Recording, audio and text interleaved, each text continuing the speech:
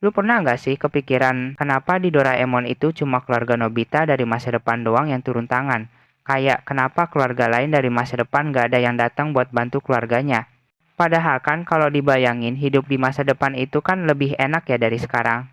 Soalnya di masa itu pasti teknologi lebih canggih.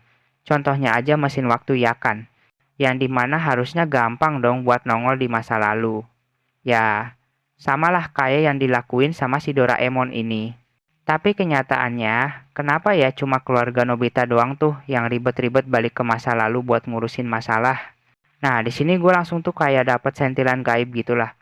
Yang dimana gue langsung tuh riset pakai beberapa aplikasi yang ada sekarang kayak ChatGPT sama Gemini.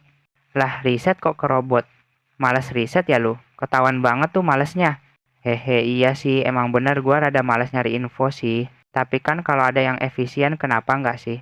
Ya udahlah, serah lu dah. Terus emang apa hasil riset lu? Oke, jadi yang pertama banget itu ada masalah keluarga Nobita tuh yang gede banget efeknya. Soalnya kalau hidup Nobita gagal total, masa depan juga ikut ambruk. Maksud gue di sini bukan masa depannya Nobita doang ya. Ini tuh lebih luas lagi, kayak mencangkup semua aspek di masa depan. Soalnya si Doraemon ini tuh emang bener-bener harus datang. Soalnya dari alur waktu, si Doraemon ini tuh udah ditakdirkan buat nemenin Nobita lah. Dan kalau misalnya dia langgar itu, bisa jadi masa depan itu jadi kacau. Lah bentar-bentar, kok bisa gitu sih anjir? Gak logis banget. Bisa lah, soalnya ada yang namanya efek kupu-kupu atau yang biasa disebut butterfly effect.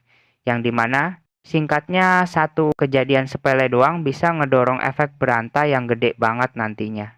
Ya, kalau mau ribetnya lu bisa nanya sama banyak sumber. Nah, lanjut. Terus kalau keluarga lain gimana? Ya kemungkinan sih keluarga mereka di masa depan itu udah nggak peduli aja lah sama generasi sebelum mereka. Entah mungkin karena sibuk atau emang nggak pengen aja. Terus ada juga nih alasan kedua, yang dimana perjalanan waktu itu tuh sebenarnya bukan hal yang bisa dipakai sembarangan. Dari beberapa episode, kelihatan jelas kalau ada aturannya. Kalau si mesin waktu ini tuh nggak boleh dipakai sembarangan, soalnya ada efek kupu-kupu yang bisa ngubah alur waktu. Yang dimana ini terbukti pas di salah satu movie Doraemon yang penjahatnya pakai mesin waktu buat nyolong hewan purba, itu ditangkapnya karena dua masalah, yaitu pencurian sama pemakaian mesin waktu secara ilegal. Artinya, mungkin banyak keluarga lain yang sebenarnya pengen bantu, tapi mereka mikir dua kali tentang peraturan sama perizinan mesin waktu ini. Dan mungkin yang ketiga itu bisa jadi emang budaya di masa depan tuh beda. Mungkin orang-orang di sana diajarin buat biarin masa lalu berjalan apa adanya. Mereka nggak mau bertindak kecuali situasinya udah parah banget. Dan kebetulan nih, karena si Nobita ini punya otak yang agak lain, jadinya orang masa depan itu langsung bertindak. Ya, walaupun yang ini kurang logis sih, hehe. Jadinya, ya, kalau dirangkum, kenapa keluarga dari masa depan lain nggak pernah bantu keluarganya di masa lalu? Jawabannya itu simple, karena mereka itu nggak butuh perubahan di masa lalu. Atau dengan kata lain, mereka takut ngacak alur waktu, atau emang aturan di masa depan yang ketatnya bukan main.